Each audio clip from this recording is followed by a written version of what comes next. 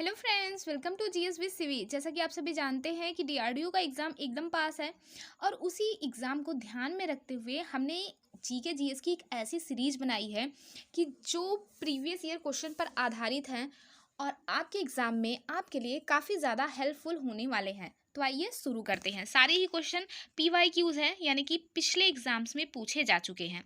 आइए देखते हैं। पहला क्वेश्चन है, निम्न में से किस राज्य की सीमा नेपाल से नहीं लगती है? तो किस राज्य की नहीं लगती है? झारखंड की नहीं लगती है। क्यों? क्योंकि बिहार की भी लगती है, उत्तर प्रदेश की लगती है और उत्तराखंड की लगती है। ठीक है। झारखंड की सीमा किससे किससे लगती है? तो जो झारखंड है इसकी सीमा अगर हम उत्तर की बात करें तो उत्तर दिशा में बिहार से लगती है। ठीक है। दक्षिण दिशा की बात करें तो दक्षिण में उड़ीसा से लगती है। पूर्व की बात करें तो पूर्व में पश्चिम बंगाल से लगती है। और पश्चिम की बात करें तो पश्चिम में यूपी और छत्तीसगढ़ से लगती है। ठीक है। यूपी और छत्तीसगढ़ से लगती है।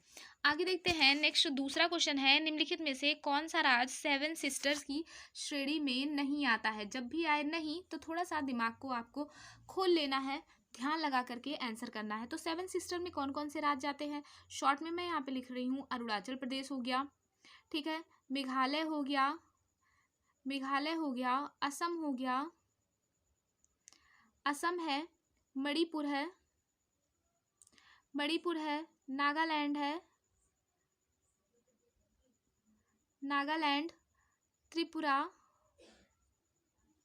नेक्स्ट है मिजोरम। तो ये 7 राज्य ऐसे हैं जिन्हें हम सेवन सिस्टर की कैटेगरी में रखते हैं। तो कौन सा ऑप्शन गलत हो जाएगा? ऑप्शन नंबर फर्स्ट, यानी कि सिक्किम जो है वो सेवन सिस्टर की कैटेगरी में नहीं है। और जो गलत है वही सही है, क्योंकि क्वेश्चन में पूछा गलत है कि कौन सा नहीं है। आगे बढ़ते हैं। नेक्स्ट क्वेश्चन देखते हैं। 3rd नंबर का क्वेश्चन है, नेपाल भारत के कितने राज्यों के साथ सीमा साझा करता है? तो कितने राज्यों के साथ सीमा साझा करता है?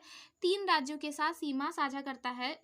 3 होगा, ऑप्शन में थोड़ा सा मिस्टेक हो गया है, यहाँ पे 3 होगा। 3 राज्यों के साथ सीमा साझा करता है। कौन कौन से 3 राज्य हैं? पहला तो हो गया उत्तराखंड हो गया, फिर कौन सा हो गया? यूपी हो गया, और बिहार के साथ सीमा साझा करता है। ध्यान से आंसर देने लायक क्वेश्चन है ये, तीसरे नंबर का।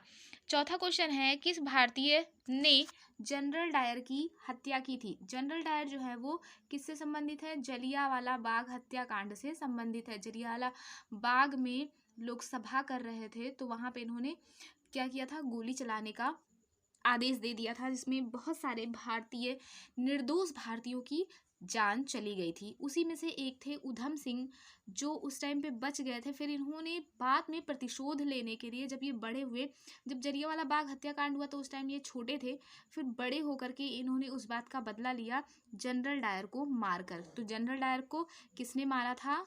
उधम सिंह ने मारा था। आइए देखते हैं।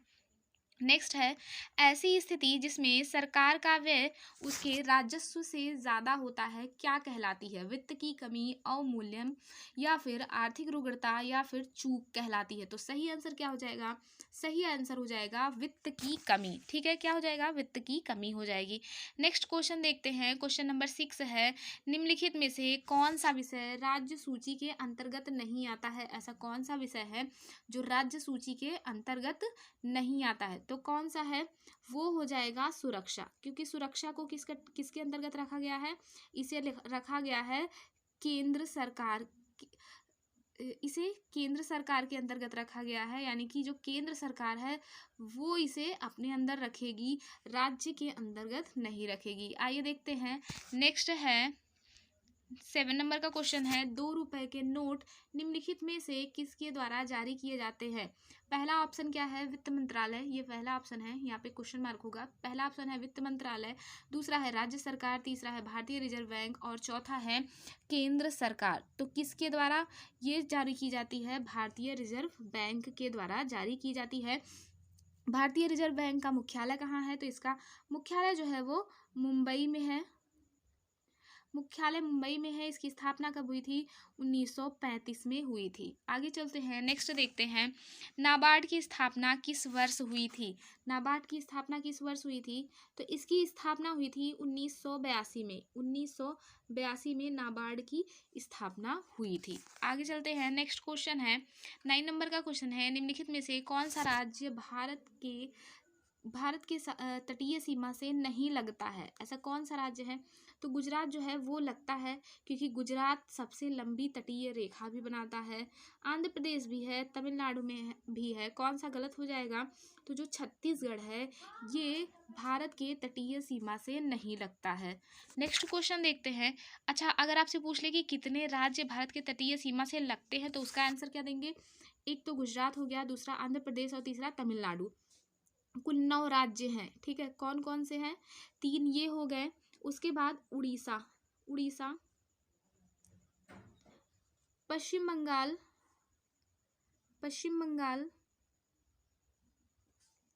उसके साथ साथ केरल, गोवा, महाराष्ट्र, कर्नाटक। तो इस तरह से कुल 9 राज्य हो गए। 1 2 3 4 5 6 7 8 और 9। तमिलनाडु को लेकर के पूरे 9 राज्य हैं जिनसे भारत की तटीय सीमा लगती है। नेक्स्ट क्वेश्चन देखते हैं। 10th नंबर का क्वेश्चन है, द्वीपों सहित भारत के तट रेखा की लंबाई कितनी है? द्वीपों सहित का मतलब है कि लक्षद्वीप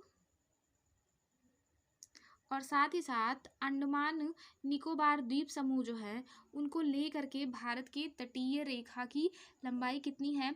तो ये कितनी हो जाएगी? ये कुल मिलाकर हो जाती है 7,517। ठीक है, लगभग 5,717। लेकिन अगर एग्जैक्ट आपसे पूछे तो आप क्या बताएंगे? फिर आप बताएंगे 7,516.6। ठीक है, लेकिन इसे हमने लगभग में 7,517 किलोमीटर मान लिया है। आगे चलते हैं, नेक्स्ट क्वेश्चन देखते हैं। रक्त का कौन सा घटक रक्त में सबसे अधिक मात्रा में पाया जाता है? सही आंसर क्या हो जाएगा? सही आंसर हो जाएगा प्लाज्मा। ठीक है, कौन सा? प्लाज्मा जो है वो सबसे अधिक मात्रा में पाया जाता है। आगे बढ़ते हैं, नेक्स्ट क्वेश्चन देखते हैं। 12th नंबर का क्वेश्चन है, किस पंचवर्षीय योजना के अंतर्गत राउरकेला, दुर्गापुर, भिलाई इस्पात संयंत्र स्थापित किए गए थे? तो किस पंचवर्षीय योजना के अंतर्गत किए गए थे? ये किए गए थे दूसरी पंचवर्षीय योजना के अंतर्गत। कभी कभी आपसे क्वेश्चन पूछता है कि योजना अवकाश कब से कब के बीच में रहा। तो सबसे पहला जो पंचवर्षीय योजना था वो 1951 से 56 तक था। ठीक है, दूसरा जो था वो 56 से लेकर के 61 तक था।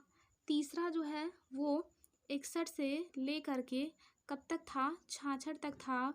और जो सातवां है, पहला 1951 से 56 तक था, दूसरा 56 से 61 तक था, तीसरा 61 से 66 तक था। अब तीसरे और चौथे के बीच में योजना अवकाश था। ठीक, फिर जो चौथा पंचवर्षीय योजना था ये 1969 से 1974 तक चला। ठीक, तो आप इन्हें भले ही भूल जाइएगा पर योजना अवकाश मत भूलिएगा। आगे बढ़ते हैं, देखते हैं। नेक्स्ट क्वेश्चन है, विश्व व्यापार संगठन की स्थापना किस वर्ष में की गई? विश्व व्यापार, वर्ल्ड ट्रेड ऑर्गेनाइजेशन की स्थापना किस वर्ष में की गई थी? तो ये स्थापना इसकी की गई थी 1995। कब की गई थी? 1995 में की गई थी। सेकेंड वाला ऑप्शन सही हो जाएगा। आगे बढ़ते हैं, 14 नंबर का क्वेश्चन है, पाकिस्तान के साथ सीमा साझा करने वाले कितने राज्य हैं? तो कौन कौन से राज्य हैं? ये हो जाएंगे कुल मिला के 4 राज्य। कौन कौन से? ये भी तो पूछ सकता है। तो जम्मू कश्मीर हो गया। ठीक है, जम्मू कश्मीर हो गया। उसके बाद राजस्थान, पंजाब और गुजरात। ठीक है, जल में घुलनशील विटामिन कौन सा है? तो जल में घुलनशील विटामिन कौन से हैं?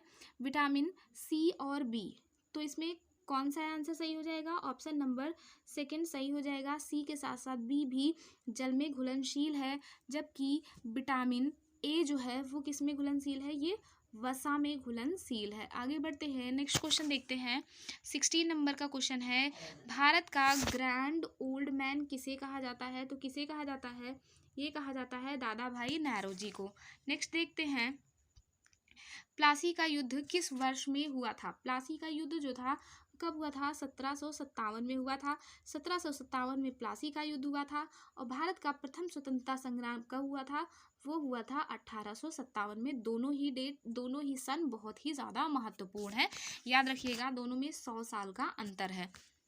नेक्स्ट देखते हैं, 18वां क्वेश्चन है, भारत और श्रीलंका को अलग करने वाली जल संधि का क्या नाम है? तो इस जल संधि का नाम है पाक जल डमरू मध्य।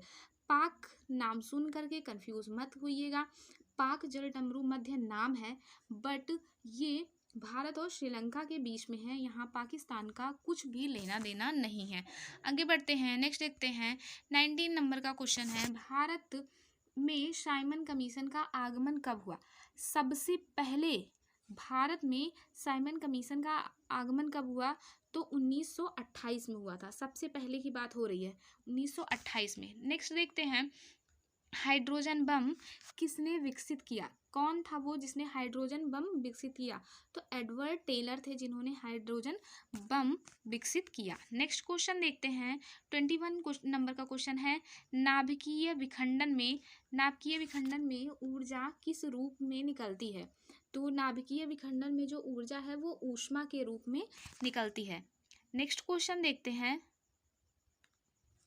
22 नंबर का क्वेश्चन है, प्रथम भारतीय गवर्नर जनरल का क्या नाम था? ऐसे कौन से गवर्नर जनरल थे जो भारतीय थे और उनका क्या नाम था? तो उनका नाम था सी राजगोपालाचारी। आगे देखते हैं, 23 नंबर का क्वेश्चन है, निम्नलिखित में से कौन सा कर केंद्र सरकार द्वारा एकत्रित किया जाता है? तो सही जवाब हो जाएगा सीमा कर। सीमा कर जो है वो किसके द्वारा एकत्रित किया जाता है? केंद्र सरकार के द्वारा एकत्रित किया जाता है। नेक्स्ट देखते हैं, 24 नंबर का क्वेश्चन है, कलिंग विजय के बाद सम्राट अशोक ने किस धर्म को अंगीकार किया था? तो सही जवाब क्या हो जाएगा? सही जवाब हो जाएगा बौद्ध धर्म। बौद्ध धर्म को इन्होंने अंगीकार कर लिया था। 25 नंबर का क्वेश्चन है, निम्नलिखित में से सिंधु घाटी सभ्यता का बंदरगाह कौन सा है? तो सही आंसर क्या हो जाएगा?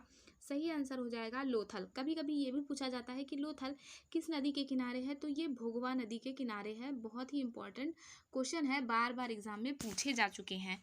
आगे बढ़ते हैं, 26 नंबर का क्वेश्चन है, गांधी जी किस गोलमेज सम्मेलन में शामिल होने के लिए लंदन गए थे? किस गोलमेज सम्मेलन में शामिल होने के लिए गए थे? ये गए थे द्वितीय गोलमेज सम्मेलन में शामिल होने के लिए। लंदन किस में गए थे? द्वितीय गोलमेज सम्मेलन में शामिल होने के लिए गए थे। आगे बढ़ते हैं, नेक्स्ट क्वेश्चन देखते हैं, 27 नंबर का क्वेश्चन है, जीएनपी का अर्थ क्या होता है? क्या उसका फुल फॉर्म पूछा है, तो फुल फॉर्म क्या हो जाएगा? ग्रॉस नेशनल प्रोडक्ट होता है जीएनपी का फुल फॉर्म। नेक्स्ट क्वेश्चन है, 28 नंबर का क्वेश्चन है, वर्तमान में लोकसभा सदस्यों की संख्या कितनी है? अगर वर्तमान में लोकसभा सदस्यों की संख्या की बात करें तो कुल कितनी है? 545। बट अगर आपसे पूछे कि टोटल कितने हो सकते हैं, अधिकतम कितने हो सकते हैं, तो 550 है। पहले ये संख्या 552 हुआ करती थी। क्यों? क्योंकि जो दो होते थे, दो एंग्लो इंडियन होते थे, इन्हें अब निकाल दिया गया, इसलिए ये गलत हो जाएगा। कितने हो सकते हैं? अधिकतम कितनी संख्या हो सकती है? तो अधिकतम हो सकती है 550। ठीक है।